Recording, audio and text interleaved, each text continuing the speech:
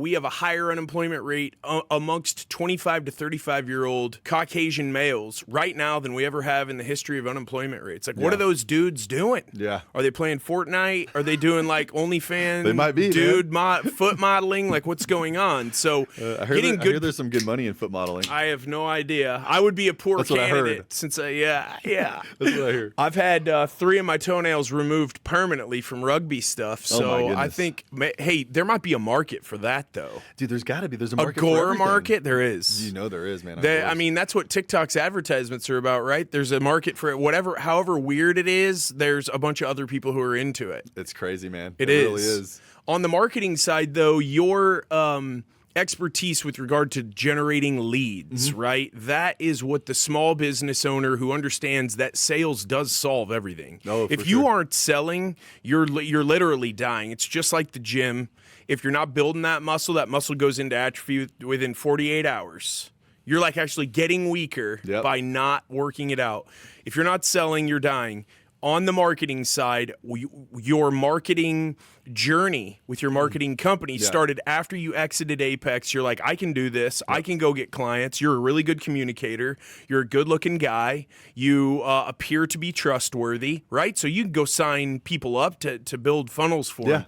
But you got into business, right? And this is something a lot of young dudes. I just had Bubba Marlboro up here last week. He was in Stuman's thing for a long time. He got squirreled off into some business partnerships with older guys who are just looking to leverage your young dude ambition and energy. Is that part of what happened when you partnered up with this guy who did and it didn't work out, or what happened? Yeah, I mean those are really great questions. I mean, I think, if you're going to be going into a business partnership, after my experiences, you have to be very, very, very careful. And that person needs to bring, as much, if not more, value to the table. And so, it's actually funny. The first guy that I partnered with, he was in the entourage in the more expensive mastermind. So when I got out. Fly in Friday, bro. Yeah, fly in Friday, man. And, I actually met him. Luckily, it was really, I mean, not that it was lucky. I partnered with him. And within about 4 months, I was like, I didn't know how. I had never been on the receiving end of like payments. I was always just a commission guy. Hey, the company always paid me. So, when I go out there, I start making all the sales. At the beginning, I was doing all the funnels and all the work by myself. I started taking on so many clients that I was just too busy to do both. So I started looking for a business partner who could take over and do the back end. Especially now more than ever, I believe in hiring people who are way better than me at every single task. That's why we have so many people on staff that we're working with, because we're able to outsource everything, leverage it all, and we're able to really grow and scale and make more money, and not only make more money, but have a lot more time to do the things that I really enjoy doing. But partnered with this guy and we started making decent money. I started making, $40K a month, $50K a month, $60K a month in sales. And it's like August. Okay. I start having my big months. I'm starting to get up to 50, 60,000 a month. And then September, and I'm making very little money. And like, I already had a lot of bill. I had a truck at this time. I had a boat because I was in the car business. I was making $250,000 a year and I was making 6 figures with Ryan. So I was still easily able to afford this stuff. I didn't have kids at the time or anything like that. So, slowly but surely, I'm like making no money. So I was already getting close on like being late on some stuff at this point, because when I first started, when I like working with Ryan, I was making just a little over 6 figures. So like things were really tight. You know what I'm saying? I wasn't just like balling out of control. Everything was easy. Things were tight, but I was always able to pay the bills. I was able to go eat, no problems there.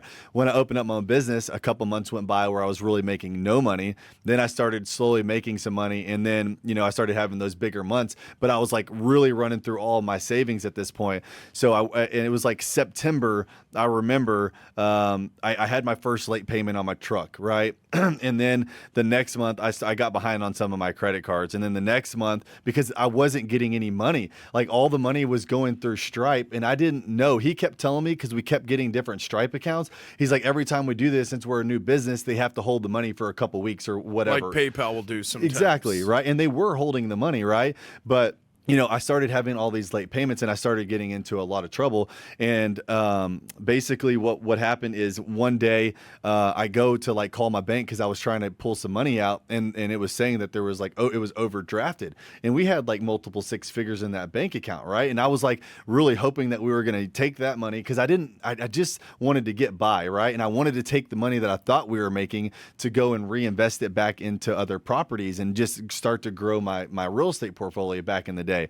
And so I'm already getting late. I'm not making a paycheck. Now I'm late on multiple bills and all this other stuff. Well, December rolls around. This is like right before Christmas, like 3 weeks before Christmas, the very beginning of December. I go and our account is negative $3,000. Negative $3,000. And I'm like, shit. So that same month I had to move out of my house, right? And I moved in this 1,100 square foot apartment. And I mean, that was one of the reasons why I knew something was wrong, was because I was like already behind on all this stuff, and I knew I couldn't afford that house. I was just renting at the time, and I knew I wasn't going to be able to afford that rent anymore. So I had to go to the bank to basically prove that I had money or whatever to get into this apartment. That's when I noticed a really big problem. And so I questioned him. Well, long story short, I was about to do a big deal on a marketing package with a broker. His name is Carl here in the Dallas area. And he pulled this guy's background. This was probably like this all happened like within the same week, basically. He pulled the background. He's like, dude, do you know who you're partnered with? This guy was on the run from the police. He went to prison in Baltimore for raping an 11-year-old girl and had like 55 something charges, right? And so this guy was a complete con artist and just a complete piece of shit. And so I started questioning him all this stuff, and he completely disappears.